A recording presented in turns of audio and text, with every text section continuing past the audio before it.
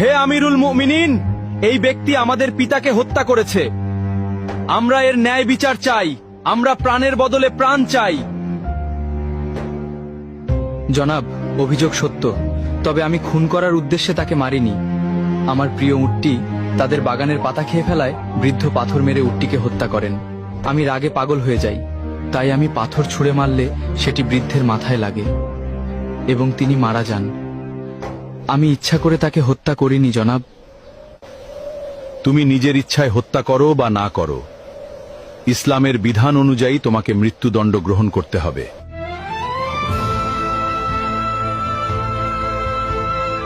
আমিরুল মুমিনিন, যেহেতু ইসলামী বিধান অনুযায়ী আমাকে শাস্তি পেতেই হবে, সেহেতু আমি এটা মেনে নিচ্ছি। তবে আমাকে 3 দিন সময় দিন। আমার কাছে একটি এতিম বাচ্চার কিছু সম্পদ রাখা আছে। আমাকে গ্রামে গিয়ে সেই এতিম বাচ্চার আমানতটি বুঝিয়ে দিয়ে আসতে দিন, না হলে হাসরের মাঠে আমাকে খেয়ানতের দায়ে অপরাধী হতে হবে। দয়া করে আমার এই আর্জিটা রাখুন জনাব।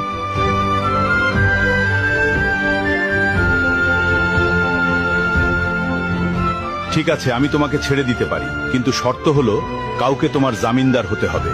তুমি ফিরে না এলে তাকেই তোমার বদলে মৃত্যুদণ্ড দেওয়া হবে।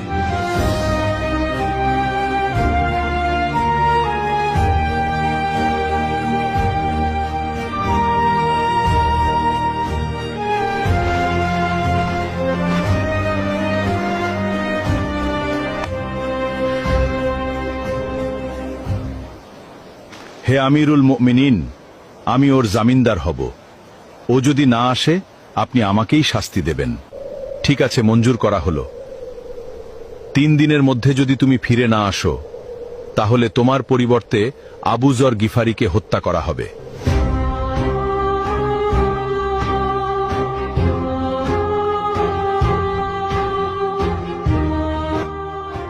ভাবতেই অবাক লাগছে, সম্পূর্ণ অচেনা একজন মানুষের জন্য আবু যরনের মতো এমন মহান সাহাবী নিজের জীবন বিপদে ফেলে দিলেন।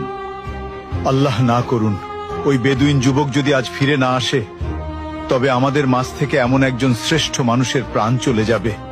কি যে হবে আজ।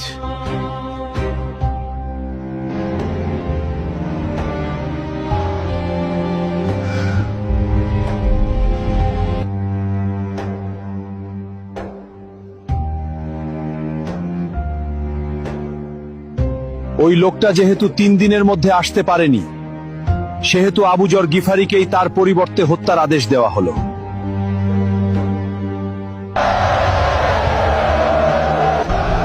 থামুন, সে ফিরে এসেছে।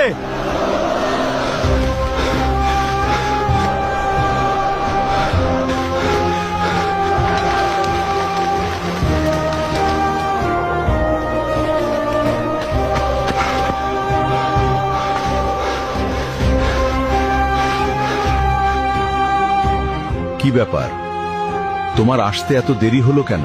আমিরুল মুমিনিন, মাফ করবেন। রাস্তায় যদি আমার ঘোড়া পায়ে ব্যথা না পেত, তবে যথাসময়ে আসতে পারতাম। বাড়িতে গিয়ে আমি একটুও দেরি করিনি। বাড়ি পৌঁছে গচ্ছিত আমানত ও ঋণ পরিশোধ করি। তারপর বাবা, মা এবং নববধূর কাছে সব খুলে বলে চিরবিদায় নিয়ে মৃত্যুর প্রস্তুতি নিয়ে মদিনার উদ্দেশ্যে রওনা দেই। এখন আমার জামিনদার ভাইকে ছেড়ে দিন আর আমাকে মৃত্যুদণ্ড দিয়ে পবিত্র করুন, কেননা কেয়ামতের দিন আমি খুনি হিসেবে আল্লাহর সামনে দাঁড়াতে চাই না। তুমি তো পালিয়ে গিয়ে নিজের প্রাণ বাঁচাতে পারতে। মৃত্যু নিশ্চিত জেনেও কেন ফিরে এলে? আমি ফিরে এসেছি কেউ যাতে বলতে না পারে এক মুসলমানের বিপদে আরেক মুসলমান সাহায্য করতে এগিয়ে এসে নিজেই বিপদে পড়ে গেছিল। আর আপনি কেন এই অপরিচিত লোকের জন্য নিজের জীবন বাজি রাখলেন? আমিরুল মুমিনিন, কেউ যেন বলতে না পারে এক মুসলমান বিপদে পড়েছিল অথচ কেউ তাকে সাহায্য করতে এগিয়ে আসেনি।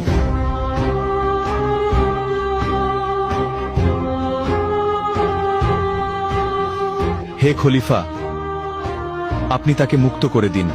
আমরা তার উপর করা অভিযোগ তুলে নিলাম। কেন?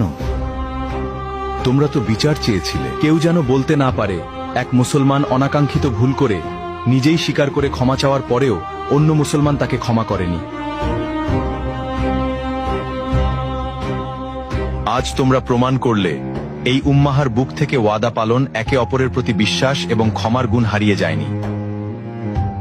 জেনে রাখো, যেখানে বিশ্বাস এবং ক্ষমা থাকে সেখানে আল্লাহর রহমত সবচেয়ে বেশি বর্ষিত হয়।